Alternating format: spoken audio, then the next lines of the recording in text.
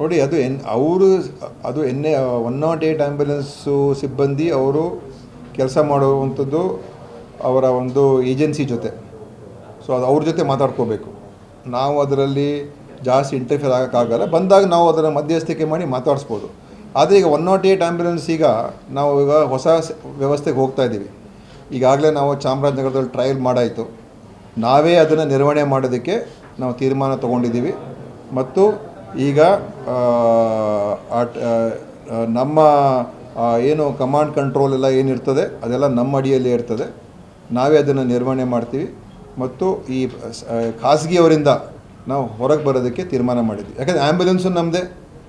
ಮತ್ತು ಅವ್ರು ಕೊಡುವಂಥ ಏನು ರೇಟ್ಸು ಮತ್ತು ಅವರ ಒಂದು ಸಮಸ್ಯೆಗಳು ಭಾಳಷ್ಟಿದೆ. ಪದೇ ಟೆಂಡರ್ಗಳು ಕರೆದು ಈ ಹಳೆ MOU ಅಲ್ಲೇ ನಡೀತಾ ಇತ್ತಿದ್ದು. ಸೊ ಈಗ ಏನಾಗಿದೆ, ಯಾವ ಟೆಂಡರ್ ಕರೆದ್ರೂ ಕೂಡ ಅದರಲ್ಲಿ ಏನಾದರೂ ಒಂದು ಸಮಸ್ಯೆ ಆಗಿ ಟೆಂಡರ್ಗಳು ಅದು ಫೈನಲೈಸೇ ಆಗ್ತಾ ಇರಲಿಲ್ಲ. ಅದಕ್ಕೆ ನಾವೇನು ಮಾಡಿದ್ದೀವಿ, ಇದನ್ನು ನಾವೇ ಯಾಕೆ ಮಾಡಬಾರ್ದು ಅಂಥೇಳಿ ನಾವು ಚರ್ಚೆ ಮಾಡಿ ಎಲ್ಲ ತಜ್ಞರ ಜೊತೆ ಡಿಸ್ಕಸ್ ಮಾಡಿ ಸಾಫ್ಟ್ವೇರ್ ರೆಡಿ ಮಾಡಿ, ಮತ್ತು ಇದರಿಂದ ನಮ್ಮ ಸರ್ಕಾರ ಕೂಡ ಭಾಳ ಉಳಿತಾಯ ಆಗುತ್ತೆ. ದುಡ್ಡು ನಮ್ಮ ನಿರ್ವಹಣೆಯಿಂದ ಸರ್ಕಾರಕ್ಕೆ ನೂರಾರು ಕೋಟಿ ರೂಪಾಯಿಯಷ್ಟು ಉಳಿತಾಯ ಕೂಡ ಆಗ್ತದೆ. ಮತ್ತು ನಮ್ಮ ಜವಾಬ್ದಾರಿ ಈ ವ್ಯವಸ್ಥೆ ನಿರ್ವಹಣೆಯಲ್ಲಿ ಪೂರ್ತಿ ಸರ್ಕಾರದ್ದೇ ಜವಾಬ್ದಾರಿ ಇರ್ತದೆ. ಸರ್ಕಾರನೇ ನಡೆಸ್ತದೆ, ಖಾಸಗಿ ಅಲ್ಲ, ಏಜೆನ್ಸಿ. ಈಗ ಚಾಮರಾಜನಗರದಲ್ಲಿ ಟ್ರಯಲ್ ರನ್ ಮಾಡಾಗಿದೆ. ಈಗ ಇಡೀ ರಾಜ್ಯದಲ್ಲಿ ಎಲ್ಲ ಸ್ಟೇಟ್ ಆ್ಯಂಬುಲೆನ್ಸಸ್ನ ರಾಜ್ಯದ ಆ್ಯಂಬುಲೆನ್ಸಸ್ ಇದೆ. ಈ ಬರೋ ತಿಂಗಳಲ್ಲಿ ಎಲ್ಲ ರಾಜ್ಯ ಆ್ಯಂಬುಲೆನ್ಸಸ್ನ ನಮ್ಮ ಕಂಟ್ರೋಲ್ ತೊಗೊಳ್ತಾ ಇದ್ದೀವಿ.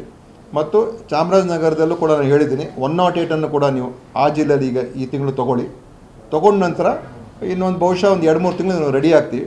ಇನ್ನೊಂದು 3 ತಿಂಗಳಿಗೆ ನಾವು ಎಲ್ಲ ಇಡೀ ಇದನ್ನು ತೊಗೊಳ್ತಕ್ಕಂಥದ್ದಕ್ಕೆ ಇಡೀ ರಾಜ್ಯದ ಸ್ಟೇಟ್ ಆ್ಯಂಬುಲೆನ್ಸು ಕೂಡ ತೊಗೊಳ್ತಾ ಇದ್ದೀವಿ. ಈಗ ಸ್ಟೇಟ್ ಆ್ಯಂಬುಲೆನ್ಸ್ ಬಗ್ಗೆ ಯಾವ ನಿರ್ವಹಣೆ ಇಲ್ಲ, ಎಲ್ಲಿದೆ, ಏನು ಮಾಡ್ತಾಯಿದೆ, ಎಲ್ಲಿಗೆ ಹೋಗ್ತಾ ಇದ್ದಾರೆ, ಏನು ಅಂತ ಯಾವುದೇ ನಮ್ಮ ಒಂದು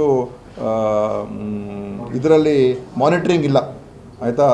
ಅದು ಈಗ ನಾವು ಅದನ್ನು ತೊಗೊಂಬರ್ತೀವಿ, ಇಡೀ ರಾಜ್ಯಕ್ಕೆ ತೊಗೊಂಬರ್ತಾ ಇದ್ದೀವಿ. ಅದು ತಕ್ಷಣದಲ್ಲೇ ಮಾಡ್ತಾಯಿದ್ದೀವಿ. ಒಂದು 2-3 ತಿಂಗಳು 108 ತೊಗೊಂಬಂದ್ಬಿಡ್ತೀವಿ. ಅದೇ ಆ ಸಿಸ್ಟಮ್ ಅಡಿಯಲ್ಲ. ಅದ್ರ ಜೊತೆ 104 ಕೂಡ ಅದ್ರಲ್ಲಿ ಬಂದ್ಬಿಡ್ತದೆ. 104 ಅಂತ ಹೇಳಿದ್ರೆ ಕಾಲ್ ಸೆಂಟರು. ಈಗ ಮಾನಿಟರ್ ಮಾಡೋ ಮೆಕ್ಯಾನಿಸಮ್ ನಾವು ಸೃಷ್ಟಿ ಮಾಡಾಯಿತು. Trial run ಮಾಡಾಯಿತು. ನಮ್ಮದೇ ಬೆಂಗಳೂರಲ್ಲಿ ಒಂದು ಕಂಟ್ರೋಲ್ ರೂಮ್ ಇರ್ತದೆ, ಪ್ರತಿ ಜಿಲ್ಲೆಯಲ್ಲಿ ಒಂದು ಕಂಟ್ರೋಲ್ ರೂಮ್ ಇರ್ತದೆ. ಸೊ ಈ ಥರ ಅದರ ಎಲ್ಲ ಪೂರ್ತಿ ವಿವರಣೆ ನಾನು ಆಮೇಲೆ ಕೊಡ್ತೀನಿ. ಆದರೆ ಇದನ್ನು ನಮ್ಮ ಒಂದು ಸರ್ಕಾರದಲ್ಲಿ ನಡೆಸುವಂಥದ್ದು ಆಗ್ತದೆ. ಒಂದು ಜವಾಬ್ದಾರಿ ನಮ್ಮದೇ, ನಿರ್ವಹಣೆ ನಮ್ಮದೇ. ಆಮೇಲೆ ಇದರಿಂದ ಬೊಕ್ಕಸಕ್ಕೂ ಕೂಡ ಬಹಳಷ್ಟು ಉಳಿತಾಯ ಆಗ್ತದೆ, ಭಾಳಷ್ಟು ದುಡ್ಡು ಕೂಡ ಉಳಿತಾಯ ಆಗ್ತದೆ.